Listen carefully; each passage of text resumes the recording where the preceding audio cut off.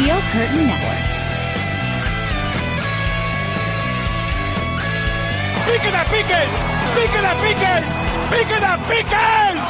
Pittsburgh Steelers fans, what's going on? This is Jeff Hartman. It's time for another Steelers preview, gearing you up for the Week 17 game against the Seattle Seahawks in Seattle. Joining me, as always, Dave Schofield and Bryan Davis. Dave, what's up? Yeah, it's weird to have a game or a preview where the Steelers still have a few days before the game. It's been a while since it's been on a Sunday. Yeah, I got to get reacclimated to the normal week of work, I guess. Yep. Bryan, welcome to the show.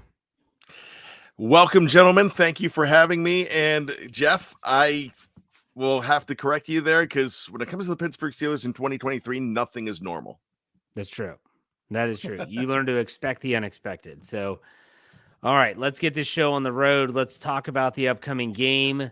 Let's talk about the Pittsburgh Steelers. Before we dive into anything that's considered long-term projections, I know a lot of people have been asking both on Twitter and social media.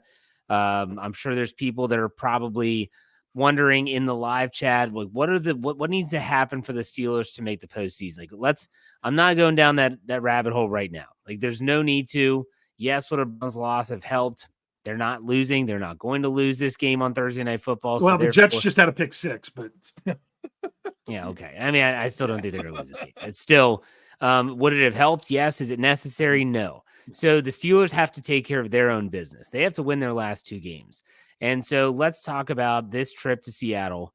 It's been a while since they've played a game in Seattle. Not a while since they've played against the Seahawks, but been a while since they played it in Seattle.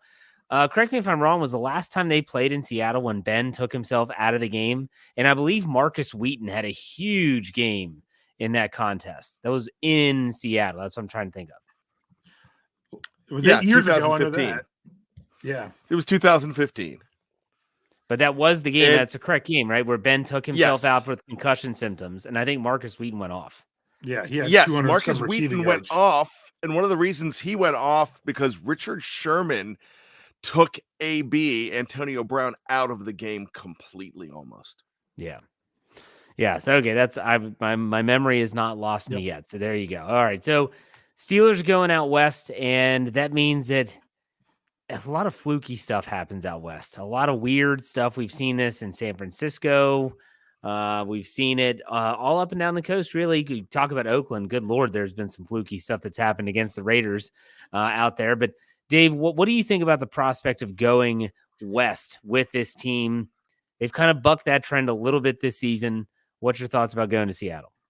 Well, not a little bit. They're 2-0 out west this year, right? Beat the Raiders, beat the Rams. So let's just keep it up. I mean, I don't think that is as much a stat in the past to do with this team.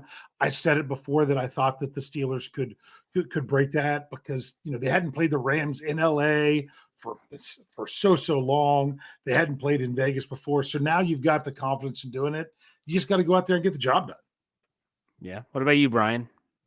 Yeah, Seattle has been a mystical place for them. You know, it's been 40 years since the last time that they won there, and it's the only time that they won there. And I remember watching that game with my dad in 1983 at the ripe age of 11.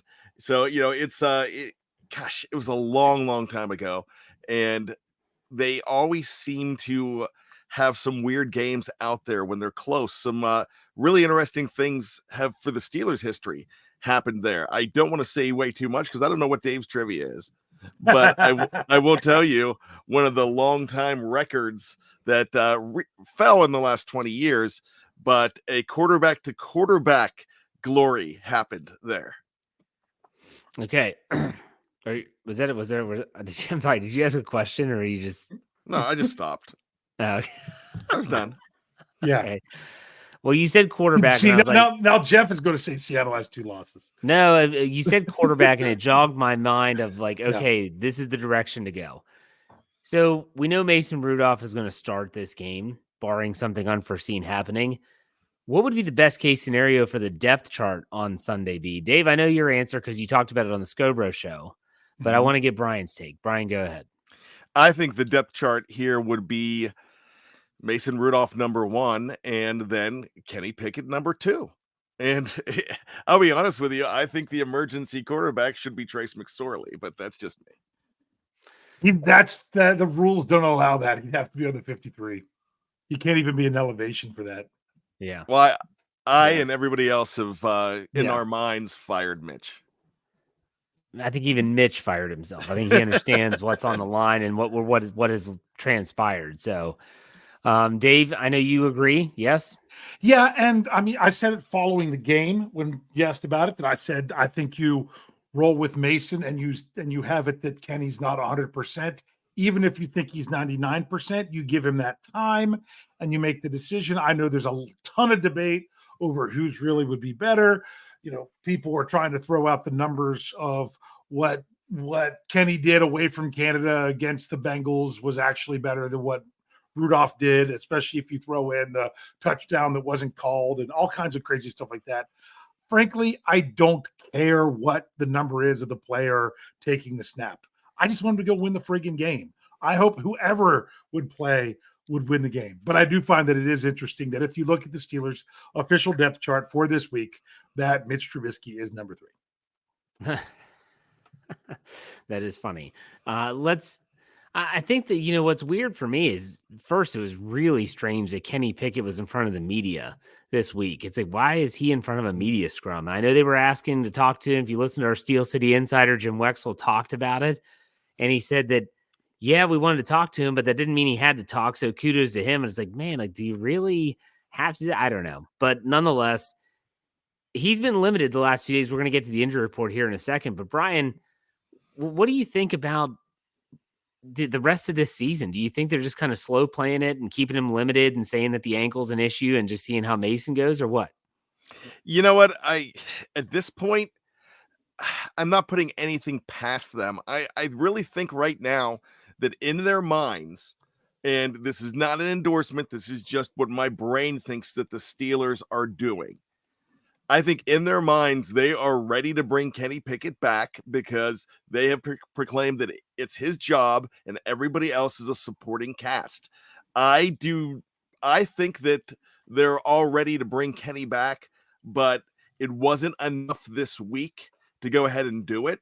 And I now think that they are playing to play against criticism, something they've never done before.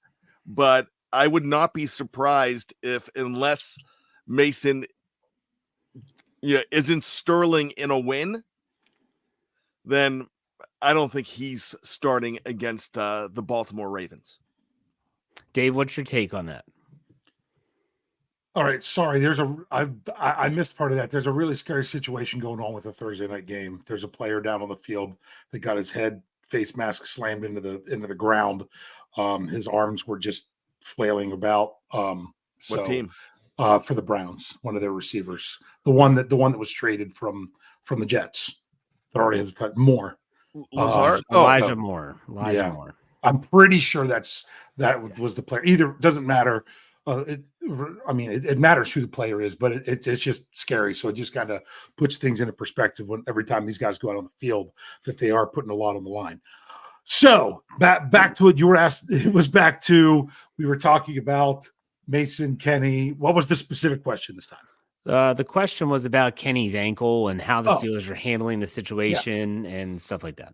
And that's why I really wish they would progress Kenny this week. And the next step in the progression would be, hey, we're going to have you. We're not going to rule you out. We're going to have you out on the field before the game. We're going to say you're questionable. And if anything, I want nothing more than for him to be QB2 this week, to say, hey, you're good enough in a backup situation, but we're not going to call on you unless we have to. Because honestly, 100%, that gives the Steelers the best chance to win. Have Mason Rudolph going into the game, if things don't go right, if something falters, injury, some problems with the play, anything like that. Luckily, the player is up and walking off the field to the tent, which is a relief. Sorry that I'm going in and out with that. But that if you're really about doing the best thing to win, that's the best thing. The infamous, Bryan, tell me the year. I still can't remember the year, and I haven't looked it up. When Ben Roethlisberger came in off the bench and won against Cleveland because Landry Jones got hurt. 15. Okay. Because because I mean that was it. That's do that situation where he's there and he could play, but he doesn't have to because he obviously would be your next best option behind Mason. I just wish that's what they would do. I'm not sure that that's what they will. Well, let's go ahead and take this into the injury report since we're talking about injury status and things like that. Dave, what do you have from the Steelers side? Okay, Steelers side, same 6 players for both days. Because remember, we don't have the status like we have the last couple weeks. Kenny Pickett was limited both days. Trenton Thompson was limited Wednesday to full Thursday. Najee Harris didn't practice Wednesday, was limited Thursday. Minkah Fitzpatrick and Landon Roberts did not practice either day. And Isaac Seumalo went from didn't practice on Wednesday to full on Thursday. Okay. So you said Pickett was limited for a second straight day, right? Limited I both thought days. I read that. Okay. Yeah. Brian, what's your thoughts on the injury report? It's as expected. There's really, I mean, the Najee Harris thing is kind of a big deal because that was not expected, but with Seumalo, he's the Larry Ogunjobi of this year for the Steelers. He's a new guy that came in, and it seems like they're just keeping him on. He's going to continue to be on that injured list, but when it comes game time, he is in there. He's powering through, and he's still playing pretty well. So, Kenny Pickett, we knew what was going on with Kenny Pickett, and we kind of expected all of that. So we're still wondering what's going on with Minkah in his future. We don't expect. I know he's out this week. Landon Roberts, you don't expect him to play in this game either. But the other thing, getting Trenton Thompson back is huge and who would have thought that you'd have a guy, an undrafted guy that everybody's excited about being back, but that is that's big for that team. That allows you to still rely on Eric Rowe and Patrick Peterson, but have a third guy in there too. No matter how you mix it up, you have more strength on that back end. Okay, Dave, what was your take on the injury report? Yeah, I was going to say, Brian got one thing slightly backwards. It's Roberts who has already been ruled out, and Minkah that's just not looking good. Either way, I don't think either one of them is going to play. I mean, I guess Minkah Fitzpatrick could come back and practice one day and still play. Yeah, I would not place a wager on that at all. So, overall, I think it's kind of what was expected for this week. I really do. It's really nice that the focus doesn't have to be on that your whole season is riding on if Kenny Pickett is going to be healthy enough to play or not. Yeah. No, it was good to see Isaac Seumalo be actually practicing. And so Najee Harris getting back to practice, another good sign. I think the Steelers were in a pretty decent spot for week 17. What about Seattle side? Well, how much longer is the show? Is it that long? Their injury report is ridiculously long. I'm going to stick with the players, and I'm sorry. There's so many. To go back and forth because it's not laid out in a nice little chart like in some places. To figure out what they did each day is going to be a lot. So we'll just go through this. Wide receiver D. Eskridge, ribs, didn't practice. This is just Thursday. Tackle Jason Peters, foot, didn't practice, but he's in his 40s. He's a guy that could probably not practice all week and still have no injury designation if he can go for a game. Running back Kenneth Walker, the third, shoulder/illness, didn't practice. Linebacker Nick, how do I say his last name? Bellore? Did I say it right? Didn't practice with the knee. Linebacker Jordan Brooks didn't practice with the knee. Defensive end Mario Edwards didn't practice with the knee. Defensive end Dramonte Jones didn't practice with the shoulder. Linebacker Frank Clark didn't practice, but that one was not injury related. And here was a new one of not practicing that was added on Thursday. DK Metcalf, back, didn't practice. Then you have guard Anthony Bradford limited with an elbow. Safety Jamal Adams trying to come back, knee limited. I'm pretty sure he was limited both days. Yes, he's limited both days. Same with Devin Witherspoon, cornerback. If it's not Witherspoon, it's probably going to be Artie Burns. Remember, Witherspoon was he? Was he 6th pick overall, something like that? Yes. He's got a hip. He was limited the last 2 days. Everyone else listed on there was a full participant on Thursday. So I've already said a lot of words, so I don't think I need to say any more. Brian, thoughts on that? Ooh, a lot of guys. I will say the two that really stuck out to me would be Brooks, the linebacker. And if he's not in there, and he's I mean, he was hurt at the end of last year. He had a really bad injury last year. If he's not in there, you'll see a lot of Devin Bush, who I'll talk about a little more on my final thoughts. But also the fact that you might be seeing Artie Burns in there too, another former Steeler first round pick on defense that is now in Seattle. If you don't see Witherden in there. But the guy that I'm looking at the most, even though it should be DK Metcalf, that's pretty new, it's Kenneth Walker. That guy is vibrant. Now, I know they have Charbonnet there. They have a very good, capable backup, and the Steelers sometimes don't do well against backups if it's a good blocking team. But all I'm going to say is Kenneth Walker is kind of he's a heavy game breaker. And he's one of those guys that could really put a hurting on a defense, especially late in the game, and extend drives and drain clock. So he's a guy that I worry about. If he is in this game, it's going to be a tougher task. If he's not, the Steelers still get a little bit of a break. Okay. I'll go with Dave on this one. Brian, if you want to take a pass because it's your final thoughts, but I was going to bring up the thought of potentially playing against Devin Bush, potentially seeing Artie Burns. I've been on record by saying that Artie Burns did nothing when he was here in terms of anyway, making the fan base frustrated outside of on the field. He didn't perform maybe up to standard of a first round pick. The dude was never a jerk to anyone. He was never an a-hole on social media. He went about his business and it just didn't work out. You could say the same thing about like Jarvis Jones. It just didn't work out. Devin Bush, I mean, a lot of people he rubbed the wrong way with his attitude and some of the things that he did on social media and the way he interacted with fans. But Dave, what's your thoughts on going up against potentially or seeing two former Steelers across the field? I'm trying to remember because I've listened to so many of your shows the last couple of days. What was that on? Was that a Let's Ride that you had talked about that? Yeah, I think it was asked in the mailbag on Wednesday. Yes, that okay. And the way you said it, I'm like, Jeff is spot on here. He really is. I've got no ill feelings with Artie Burns.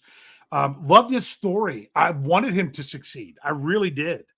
It was a shame that he didn't in Pittsburgh, but I would love to see him do well wherever he is. I want to see that guy continue to stay in the NFL. He can be an inspiration to so many people. But you're right.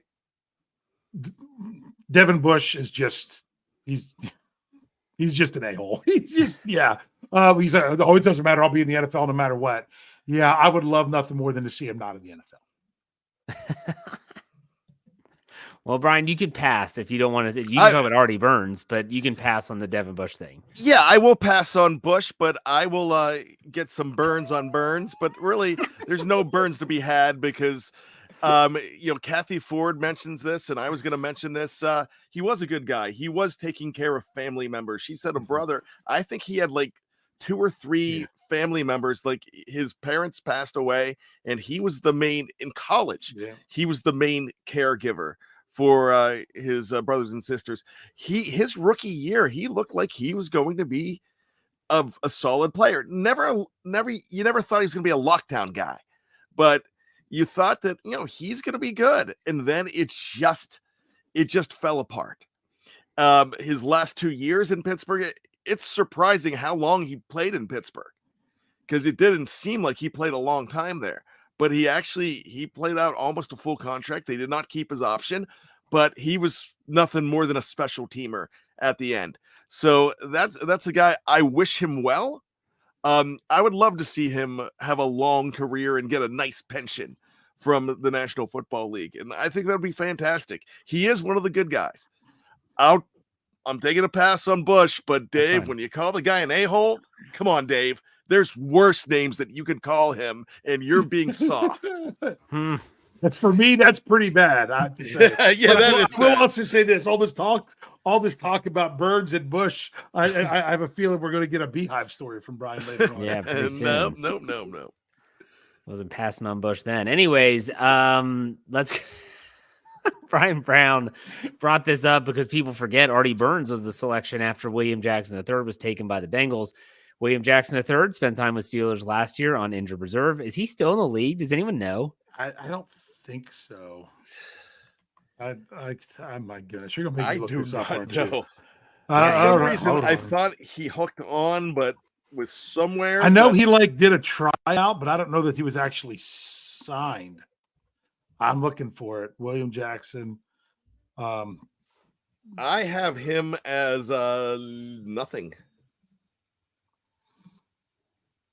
Hold on, because he went to the Bengals in 2016, but he didn't even play in 2016, did he? He got hurt, right? Yes. Yeah, he hurt I think he might have torn a pec or something like that. Mm-hmm. And he had no stats in Pittsburgh, so Pro Football Reference does not give him a black square with a gold outline and his number in it. He is nowhere. Yeah, Cincinnati, and then he went to Washington, and then Washington traded him to Pittsburgh, but he never once dressed. And they never had to give up anything for him because he didn't play. Yeah, didn't meet compensation. Okay. Yeah. All right. We need to talk about this game a little bit further. We're going to do that in some of the segments that we always do here on the Steelers preview in the second half. So make sure you stay tuned for those watching live on YouTube, Twitter, or Facebook. Don't go anywhere. We're not going anywhere. For on the audio side, we'll be right back after a word from our sponsors. Stay tuned.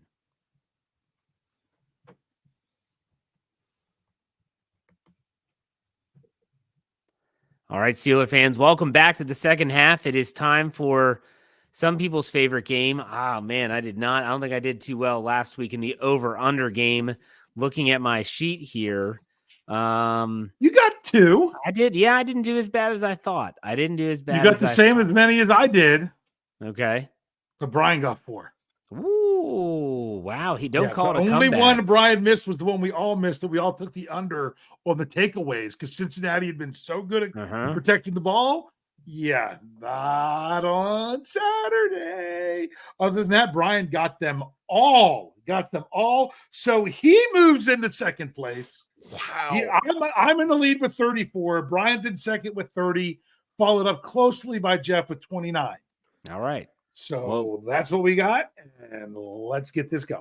I've only had 2 good weeks. That's the last 2. That's it. I've sucked all year. Well, we've got let's hear. We've got to finish strong. We've got 6 tonight. We've got 6 tonight. And 5 of them are about the offense. So hope y'all are ready to put some money down on the offense.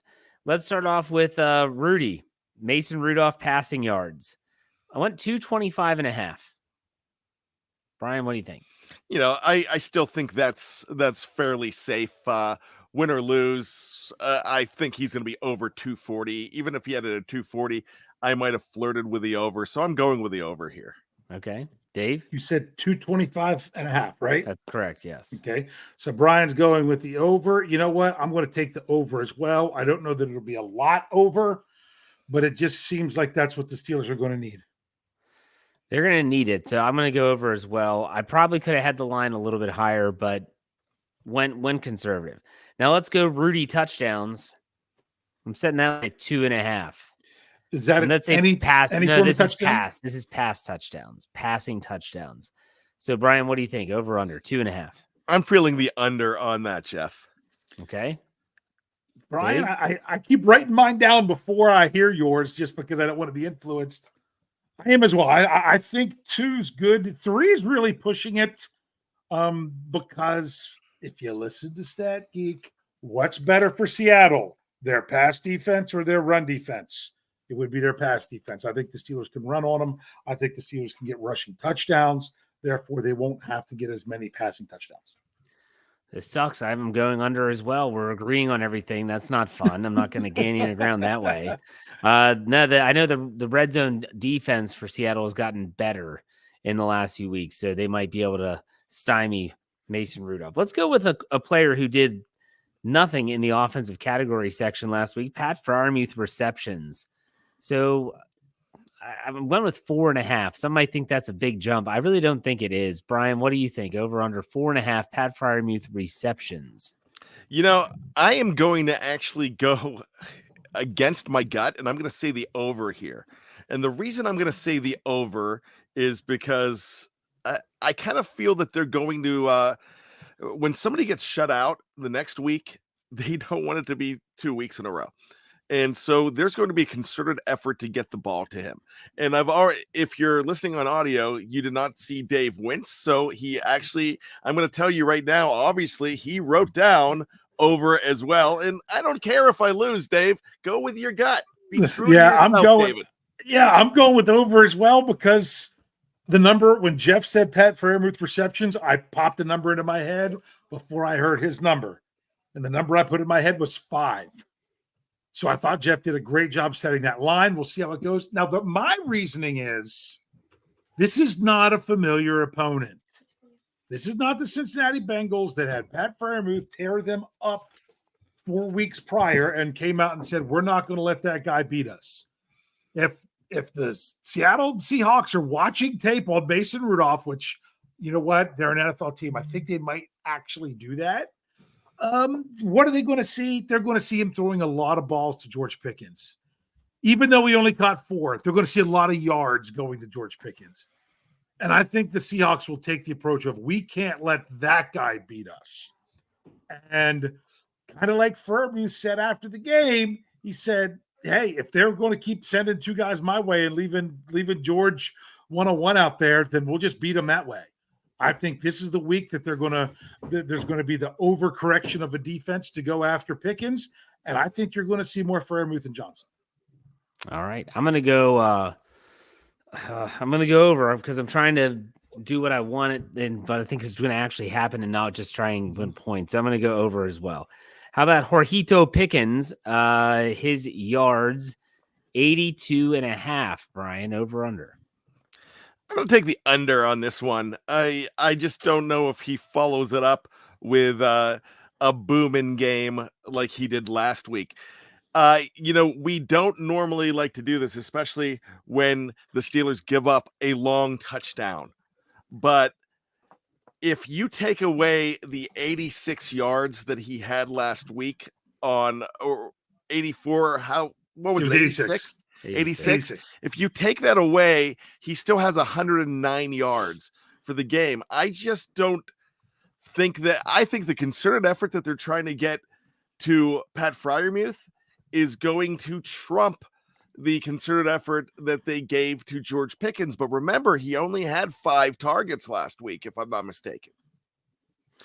5 or 6. Yeah, something like that. It wasn't check just because I'm curious now. He had 6. Yeah.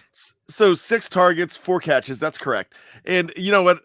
For that, that matter, that doesn't mean you're going to have the blockbuster game you did, because they didn't really just try to force the ball to him like crazy. Yeah. That's a good point. Dave, what about you? Like I said before, I don't think it's as much as with the Steelers trying to force the ball to certain guys or work in certain things. They're trying to work in Mason Rudolph, and they want Mason Rudolph to be able to succeed and not have to worry about making this guy happy or that guy happy. They're going to take what the defense, if the defense is going to throw a lot at one player, you're going to take what they give you somewhere else. Now, I would not be shocked if Pickens has the same number of receptions as last week, but just doesn't find those yards. But yet, he could once again have 1 reception that beats this total, like he did in the early moments on Saturday. But for that reason, I think Seattle is going to be is going to kind of take an approach of anybody but George. So therefore, I'm going to go under. I will say over. I'm trying to just get back in the game a little bit. So I think that even if they are hitting Freiermuth and they have to start cracking down on him, it's going to open up some things. And I got to get out of the Matt Canada mode where I think that this offense is completely inept and not able to scheme someone open. I think that they might be able to do that, especially with Mason Rudolph at quarterback. So we'll see. The next one, last one for the offense, Pittsburgh Steelers team rushing yards. I have 135.5 combined. Last week, I think they finished 113. Brian, what do you think? Over under. Okay, I know you 135.5. I like how Dave said that they could run on this team. I really think that this is a good running team, but I was fine with the 113 that they got last week, and our line was 120, and I mysteriously took the under, and there was a time in that game I'm like, well, I'm going to lose this, and here they continued with the under. So I'm actually going to think that the duo of Najee Harris, if he plays, and I think he's going to, and Jaylen Warren could have a great game, but still take the under. So I'm going with the under. All right, Dave. You confused me. I thought we finally disagreed. I'm going with the under as well, because although Seattle does give up a lot of yards, they give up, like 127 yards, something like that. I think that line's just a little bit too high for me to take an over on. I'm taking the over. Mm-hmm. I think the Steelers run the ball well. I'm taking the over. All right, last one. Pittsburgh Steelers defensive sacks. Have it at 2.5. What do y'all think? Brian? I'm going to go over. I love what I love what this team is doing. I still think that TJ Watt is a man on a mission. I really like how Alex Highsmith is coming on like crazy as well. Yeah, let's take the over. All right, Dave. Brian, I hate to say this because I wrote it down. You will not make up any ground this week, because you and I have the exact same picks the whole way across the board. I'm fine with that. I'm taking the over as well. I think they'll have at least 3. I'm going over as well. I think they have a good game. And Geno Smith is known for taking a bad sack or two here or there. So I have the over as well. All right, let's talk about the line. The Steelers line that I have is the Pittsburgh Steelers are getting 3.5 points on the road. And the total is 41.5 points. So, Bryan Davis, how do you see this game playing out? I tell you what, I really think the Steelers, are they a team of destiny? No, but they're destined to get that 7th seed to make the playoffs. And to do that, they're going to win. I'm going to go ahead and say that they win this game. I think that they're going to win the game by a score of 20-16, but I'm taking the Seahawks just because every time I take the Steelers, this team loses. So call it what you want. I'm taking the Seahawks in this game just because I'm superstitious. What was your score? 20-16. 20-16. Okay. What about you, Dave? Would then be the under. Yes. Well, I can be superstitious all I want, but then again, whatever I say actually has no outcome on the game. My thing is the Pittsburgh Steelers. This is not an easy task to go in and face this team, but this is what they have to do in order to stay alive. And the fan base is starting to believe, but more importantly, I think the players are starting to believe that it can be done. So I'm going to go with the score that I think the Steelers could very well do, and we'll see if that happens. I'm taking the Steelers in this one. I'm taking them 27-17. Well, I like your Steelers total, Dave. Definitely has the line that I'm looking at. I have the Steelers going on the road, winning a tough game, making enough plays at the end, and holding off the Seattle offense when it matters most. I've got Steelers 27, Seattle 21. Seattle 21, Pittsburgh 27, which is obviously the over, and take the Steelers getting the points. So, all right, let's do some trivia. Go ahead, Brian. What do you got? I have a million trivia today, and I promise I'm not going to do it because when the Steelers are playing the Seahawks, some interesting things happen. Just that last time that they played in Pittsburgh, my gosh, TJ Watt won the game by sacking Geno Smith like crazy towards the end, forcing overtime. It was a heck of a game. I could go back in time and talk about what I teased earlier, the quarterback on quarterback glory, where the record for the longest reception was 90 yards for the longest time from Terry Bradshaw to Mark Malone. I could go back to after that game when Mark Malone ended up starting to play more because Cliff Stout punched a mechanical bull and was out for the rest of the season. I can go back to 40 years ago when they won, the only time they won in Seattle, when the 2 running backs for each team were number 1 picks out of where? Penn State University. Kurt Warner and Franco Harris. I could do all that. But this is a special day. This is a special birthday. This is the birthday of somebody that Myron Cope called he and him. It's the Terrible Towel. 48 years ago today, the Terrible Towel was born. So in honor of that, I've got a couple terrible towel-based questions. Myron Cope always had something to say, had a catchphrase with the terrible towel. And what was that? The terrible towel is poised to strike. Dave? That's not correct.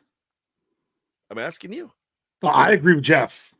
All right. Well, I tell you what. You can let me give the answer.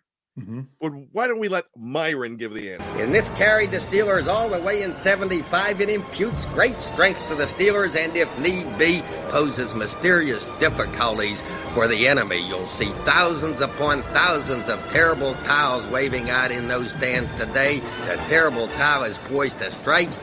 So are the Steelers. All right. I love that. Oh, I was going to say, but I tear up when I hear that. Okay. So, when Myron, what happened was the folks at TAE, the big guys, called him into the office and said, "Hey, we need a gimmick." He goes, "I'm not a gimmick guy." And he said, "But you got to come up with something. Your contract's almost up." And this is according to Myron, so I don't know if it's true or not, but it makes a great story. So he told everybody, a black, a yellow, or a gold towel, whatever you have. If you don't have one, buy one. If you don't want to buy one, what? Borrow one. Dave? I have no idea. Knit one. If you don't want to buy one, die one. Die one. There you go. All right. So the gimmick thing, the captain of that team back in 1975, he came out and said, "What's this towel crap I'm hearing? We're not a gimmick team." And Myron's like, "Yeah, well, where did I hear that one before?" But this guy wanted nothing to do with it. Who was he? And what did he do in that playoff game against the Baltimore Colts? I can't answer because I know the answer. And that's because Brian and I were talking before we went live. No. You don't know the answer. Oh, so it's not that guy. Yet is not that guy. Okay. I got nothing. It was the great number 34, Andy Russell, who wanted nothing to do with it, but he ended up with a 93-yard fumble recovery return for a touchdown in that game against the Colts. So suddenly it was okay. And the final question here, who does Myron Cope give credit to? It's a player. He gives credit to this gentleman for being the first one to twirl the towel a couple years later and get them to doing the twirl and giving, making this just a viable thing and a symbol of Pittsburgh Steelers football.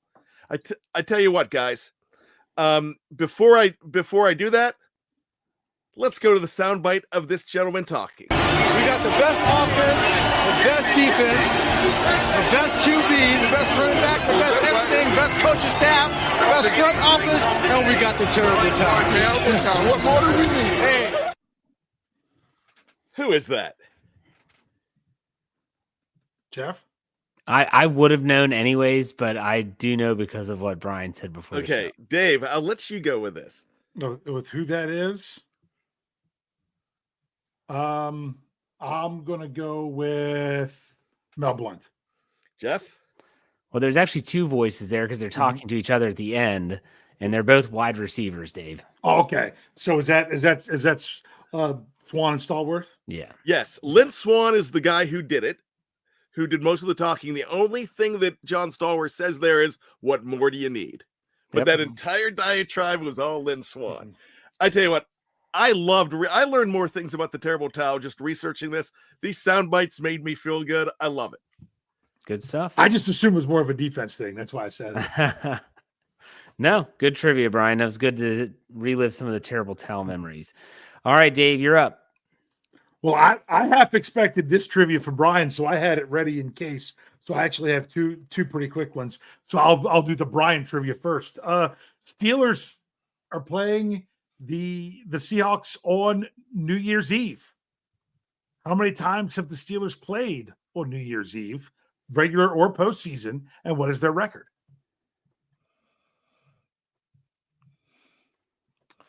Well, I will tell you this. I know there was a few significant losses on New Year's Eve. A huge loss. One of the worst days in Steelers sports history was when they lost in 1972 to the undefeated Miami Dolphins in the AFC Championship game on New Year's Eve. But that was overshadowed by the tragic loss in a plane crash of Roberto Clemente on that day. Mm-hmm. I also know that they lost an an AFC divisional game. No, actually, that was Christmas Eve. I'm going to say that the one to Denver was Christmas Eve. I do know that they won just recently, just about 3 or 4 years ago against Cleveland on New Year's Eve. But I'm going to go ahead and say that they are. Are we going back to 1970 or are we going back all time? Either way, it's the same answer because the games weren't played that late into the season. Yeah, that's right. I'm going to say 4-3. It sounds about right. I have no idea. The answer of 4 is correct for how many times they have played on New Year's Eve. 4 times. And they are 3-1. The only loss was that 72 conference championship. They won a playoff game in 1989 in Houston in overtime, 26-23. Yes. They won another overtime game in 2006 in Cincinnati, 23-17. That was actually the biggest margin because it was 6 points, but it was an overtime game. And they also beat Cleveland in 2017, 28-24. I was at that one. What was the significance of the game against the Cincinnati Bengals? In 06? Was that the wild card round? Nope. No, it was Bill Cowher's last game. Oh, yeah. That's right. Yeah, it would have been because it was week 17. Yep. There you go.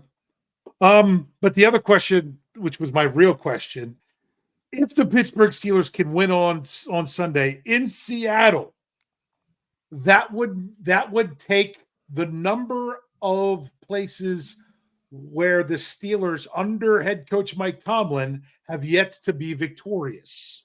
That would take that number from 6 down to 5 if they could cross Seattle off the list. Where are the other 5 cities that Mike Tomlin has never won a regular or postseason game against a current opponent? Well, let me ask you: is there a city on there that no team currently resides? No, I'm only counting ones that are there. Okay, so like Oakland. Did he ever win in Oakland? I don't know. He beat the Raiders. He beat them in Las Vegas. So we'll. Okay. They're in Vegas now. But yeah. I'm gonna say Jeff's right on that one. I don't think he's ever won in San Francisco. He has never won in San Francisco. You're correct. San Francisco. He's never won in San Francisco. He's won in Arizona. He has won in Los Angeles. But are we counting the well, he beat the Chargers in Los Angeles, so that doesn't matter. Yep. He won in Denver? Yes. Yes. He did? He's won in Denver. Yep. 28-10 in 2009. Monday Night Football. And he's won in Kansas City. So we can put the West aside. I think you probably need to go. I would say New Orleans would be one of them. There's another one, New Orleans. But I think you need to go to the NFC a lot. I know he's won in Tampa and Atlanta. And I know he's won in Carolina. So I would probably say Minnesota. I don't know if he's ever won in Minnesota. In Detroit. Okay. Yes. One of you two were correct. Yes, he won in Detroit in 2009 for sure. And in that Martavis Bryant game where he got benched and Juju got his bike stolen and had like a long one. Yeah. So I'm going to say Minnesota. Minnesota is correct. Has not won in Minnesota. He's won in Green Bay. Oh, he's never won in Philly. Never won in Philly. He's won in Dallas. He's won in Washington. He's won in Washington. And he's won in New York. New York.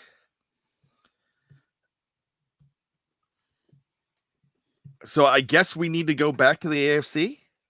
You do not. Every answer is an NFC opponent. He has won in every AFC. Oh, he's never won in Chicago. He's never won in Chicago.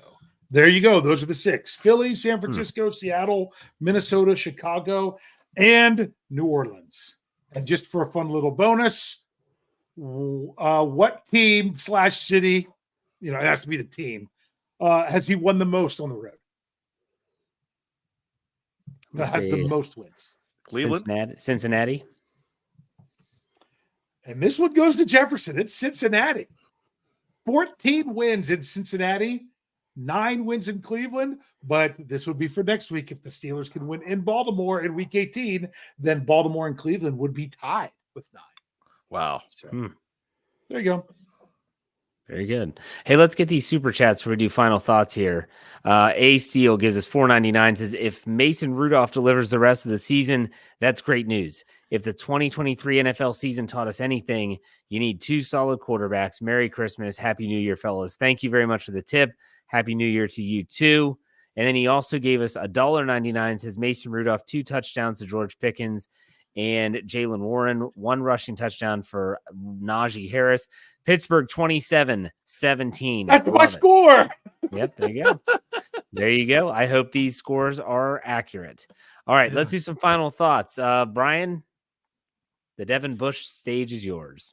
All right, you know where I'm going with the DB here. Devin Bush.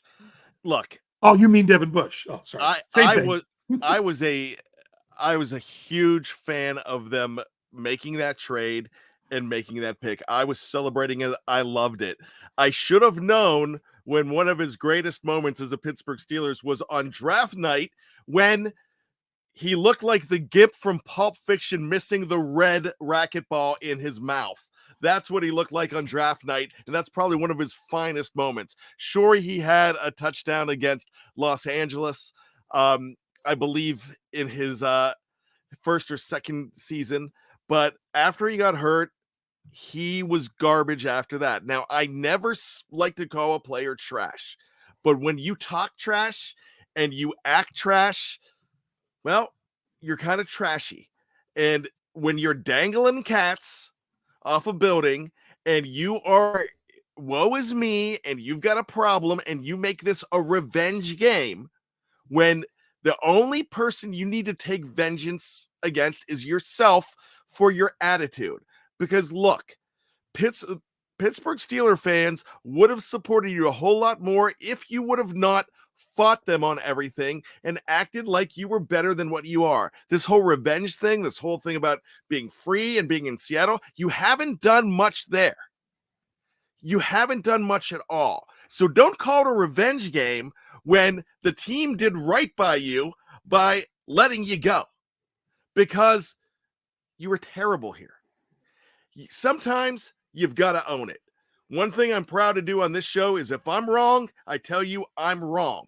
I'm glad to be wrong. I hope I'm wrong because I picked the Seahawks this week just because I want to be wrong, because I'm just superstitious and I'm stupid that way.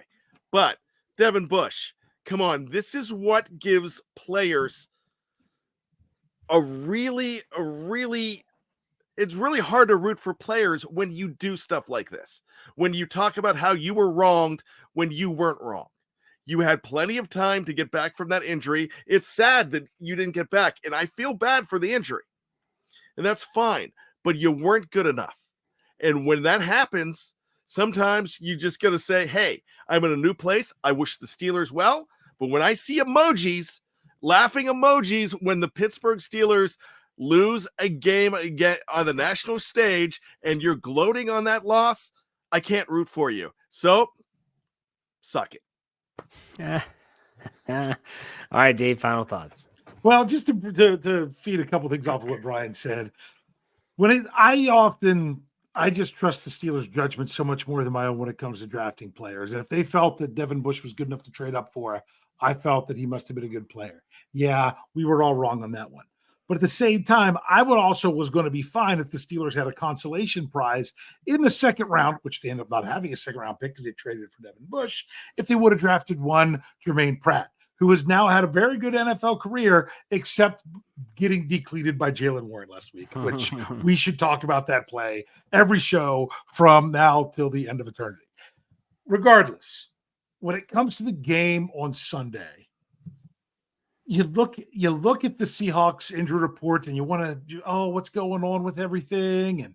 And I don't know enough if this player is really going to be okay and they're just resting him. I don't really care about the Seahawks injury report. I really don't. And it's kind of weird that it's this way, this late into the season. But this game, once again, is really all about the Pittsburgh Steelers and how they play. It's really what the Steelers do, not as much about their opponents. Because if the defense is out there and they're getting the pass rush and they're getting takeaways and the offense is moving the ball while taking care of the ball and getting some explosive plays in there as well, then it doesn't matter who they're playing. So to me, I'm not worried one bit on the injury report for the Seahawks, their inactive list, anything like that. I'm focused completely on this Pittsburgh Steelers team and what they are going to do when they step on the field. And they should be worried about the exact same thing. There you go. Good stuff. All righty. That does it for another Steelers preview. We'll be back for at least one more of these things as we get ready for the Week 18 game. So hopefully there's more than that. We'll see. It all starts on Sunday. The three of us will be back for our post-game show, so make sure you check us out there. In the meantime, Dave, why don't you send us out like you always do? Hey. See you next week. Another Steelers preview.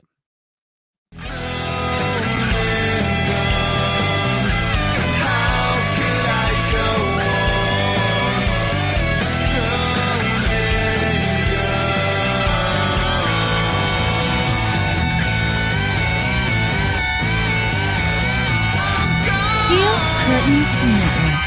Get it. Everybody else gets a little tight.